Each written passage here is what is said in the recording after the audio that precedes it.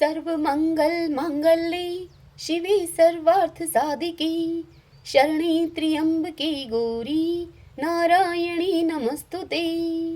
अर्थात हे माता गौरी, आप ही सभी कार्यों को मंगल करने वाली, सभी साधनाओं को सफल करने वाली, परम कल्याणकारिणी हो, जीवन के सभी मनोरथों को पूर्ण करने वाली हो। तीन नेत्रों वाली हे माता गौरी, मैं आपकी शरणागति में हूँ। हे माता, आपको मेरा नमस्कार है। जय माता दी।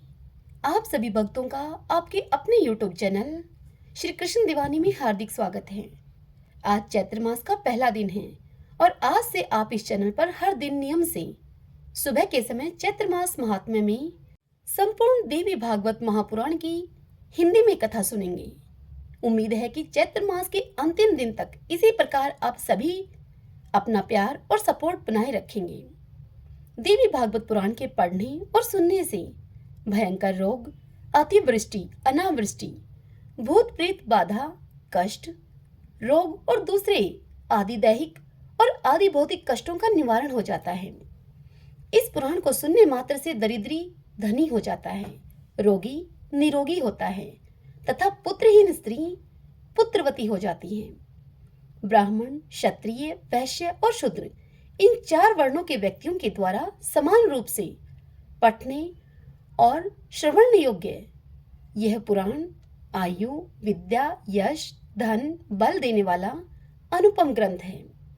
अब आप सब स्कंद की कथाएं सुनने से पहले सुनिए श्रीमद् देवी भागवत महापुराण का महात्म्य। नैमिषारण्य तीर्थ में उपस्थित समस्त ऋषिगण सूत जी से कहने लगे, हे सूत जी, हे महामते, हे व्यास शिष्य, आप तीर्थ हो। आप हम लोगों को नानाविध पुण्य प्रदायिनी एवं मनोहारिणी कथाएं सुनाते रहते हैं। भगवान विष्णु के सर्व पाप विनाशक, परम पवित्र एवं उन अवतार कथाओं से संबंधित अद्भुत चरित्रों को हमने भक्ति पूर्वक आपसे सुना और इसी प्रकार हमने भगवान शिव के अलौकिक चरित्र तथा भस्म और रुद्राक्ष के ऐतिहासिक महात्म्य का श्रवण आपके मुखारविंद से किया। हम लोग अब ऐसी परम पावन कथा को सुनना चाहते हैं जो बिना प्रयास के ही मनुष्यों को भोग एवं मोक्ष प्रदान करने में पूर्ण रूप से सहायक हो। हे महाभाग, अतः अब आप उस कथा का वर्णन करें जिसके द्वारा मानव कलयुग में भी सिद्धियां प्राप्त कर लें, क्योंकि हम आपसे बढ़कर किसी अन्य को नहीं जानते हैं जो हमारी शंकाओं का निवारण कर सके। समस्त ऋषियों की यह बात सुनकर सूत जी उनसे बोले, हे महाभाग ऋषियों, आप लोगों ने लोक कल्याण की भावना से अत्यंत उत्तम प्रश्न किया है। अतः मैं आप सभी के लिए समस्त शास्त्रों का जो सार है उसे पूर्ण रूप से बताऊंगा। समस्त तीर्थ, पुराण और वर्त अपनी श्रेष्ठता का वर्णन करते हुए तभी तक गर्जना करते हैं जब तक कि मनुष्य श्रीमद् देवी भागवत का सम्यक रूप से श्रवण नहीं कर लेते। मनुष्यों के लिए पाप रूपी अर्णय तभी तक दुखप्रद एवं कंटक में रहता है जब तक कि श्रीमद् देवी भागवत रूपी परशु अर्थात कुठार उपलब्ध नहीं हो जाता। मनुष्यों को उपसर्ग अर्थात ग्रहण रूपी घोर अंधकार तभी तक कष्ट पहुंचाता है जब तक कि श्रीमद् देवी भागवत रूपी सूर्य उनके सम्मुख उदित नहीं हो जाते। यह सुनकर ऋषिगण कहने लगे, हे वक्ताओं में श्रेष्ठ महाभाग सूत जी, आप हमें बताइए कि वह श्रीमद् देवी भागवत पुराण कैसा है और उसके श्रवण की विधि क्या है। उस पुराण को कितने दिनों में सुनना चाहिए, उसके श्रवण की अवधि में पूजन का विधान क्या है, प्राचीन काल में किन किन मनुष्यों ने उसे सुना और उनकी कौन कौन सी कामनाएं पूर्ण हुई।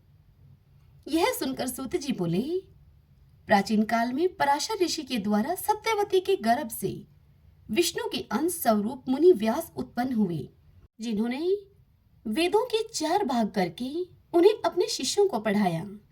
पतितों, ब्राह्मण धमों, वेदाधन के अनअधिकारियों, स्त्रियों एवं दूषित बुद्धि वाले मनुष्यों को धर्म का ज्ञान कैसे हो, अपने मन में ऐसा विचार करके भगवान बादरायण व्यास जी ने उनके धर्म ज्ञानार्थ पुराण संहिता का वर्णन किया। उन भगवान व्यास मुनि ने 18 पुराणों एवं महाभारत का प्रणयन करके सर्वप्रथम मुझे ही पढ़ाया। उन पुराणों में श्रीमद् देवी भागवत पुराण भोग एवं मोक्ष को देने वाला है। व्यास जी ने राजा जन्मेजय को यह पुराण स्वयं सुनाया था। पूर्व काल में इन जन्मेजय के पिता राजा परीक्षित तक्षक नाग के द्वारा काट लिए गए थे। अतः पिता की संशुद्धि अर्थात शुभ गति के लिए राजा ने तीनों लोकों की जननी देवी भगवती का विधिवत पूजन अर्चन करके 9 दिनों तक व्यास जी के मुखारविंद से इस श्रीमद् देवी भागवत पुराण का श्रवण किया। इस नवह यज्ञ के संपूर्ण हो जाने पर राजा परीक्षित ने उसी समय दिव्य रूप धारण करके देवी का सालोक्य प्राप्त किया।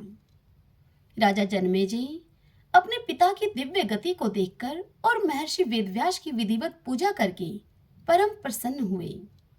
सभी 18 पुराणों में यह श्रीमद् देवी भागवत पुराण सर्वश्रेष्ठ है और धर्म, अर्थ, काम तथा मोक्ष को प्रदान करने वाला है। जो लोग सदा भक्ति श्रद्धा पूर्वक श्रीमद् देवी भागवत की कथा को सुनते हैं, उन्हें सिद्धि प्राप्त होने में रंच मात्र भी विलंब नहीं होता।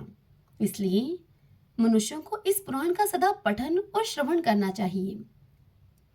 पूरे दिन या फिर दिन के आधे समय तक या फिर चौथाई समय तक अथवा मुहूर्त भर या फिर एक क्षण भी जो लोग भक्ति पूर्वक इसका श्रवण करते हैं, उनकी कभी भी दुर्गति नहीं होती। मनुष्य सभी यज्ञों, तीर्थों तथा दान आदि शुभ कर्मों का जो फल प्राप्त करता है, वही फल उसे केवल एक बार श्रीमद् देवी भागवत पुराण के श्रवण से प्राप्त हो जाता है। सतयुग आदि युगों में तो अनेक प्रकार के धर्मों का विधान था, किंतु कलयुग में पुराण श्रवण के अतिरिक्त मनुष्यों के लिए अन्य कोई सरल धर्म विहित नहीं है। कलयुग में धर्म एवं सदाचार से रहित तथा अल्प आयु वाले मनुष्यों के कल्याणार्थ महर्षि वेदव्यास जी ने अमृत रस में श्रीमद् देवी भागवत नामक पुराण की रचना की।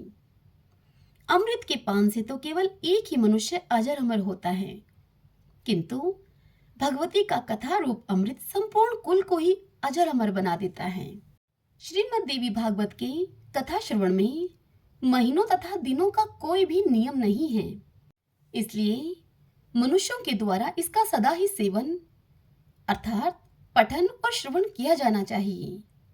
अश्विन, चैत्र, माघ तथा आषाढ़ इन महीनों के चारों नवरात्रों में इस पुराण का श्रवण विशेष फल प्रदान करता है।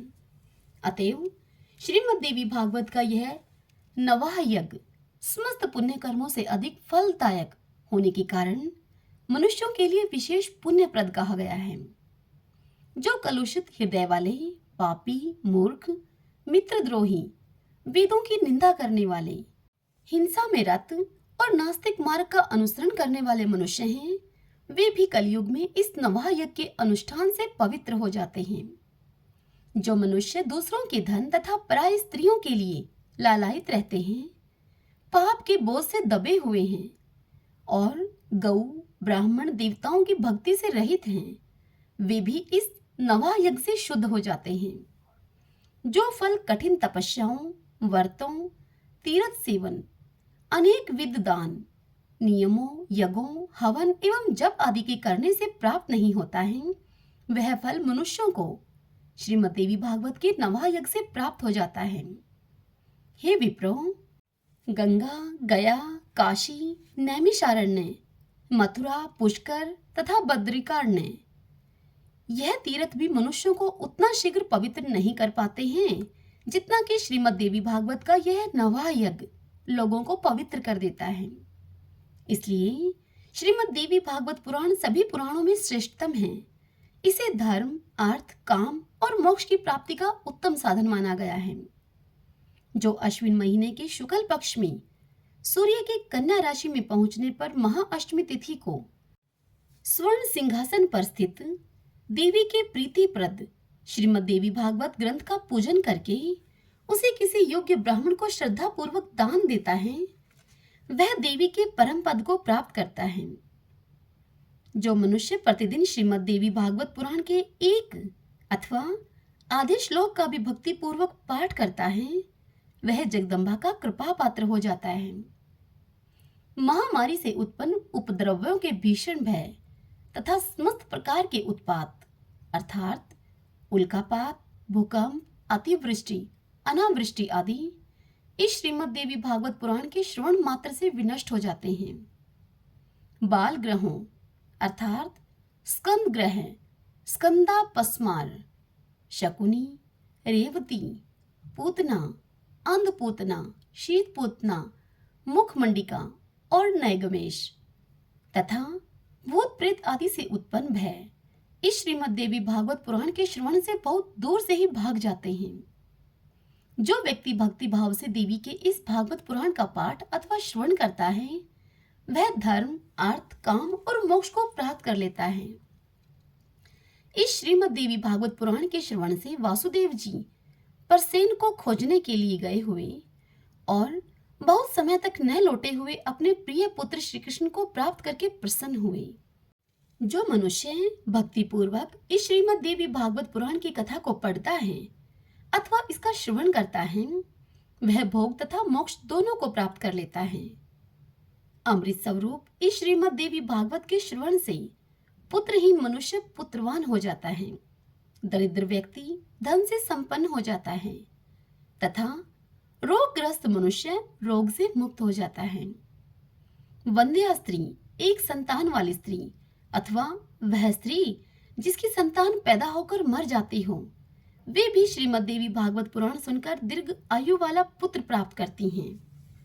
जिस घर में नित्य श्रीमद् देवी भागवत पुराण का पूजन किया जाता है वह घर तीर्थ स्वरूप हो जाता है तथा उस घर में निवास करने वाले लोगों के पापों का नाश हो जाता है।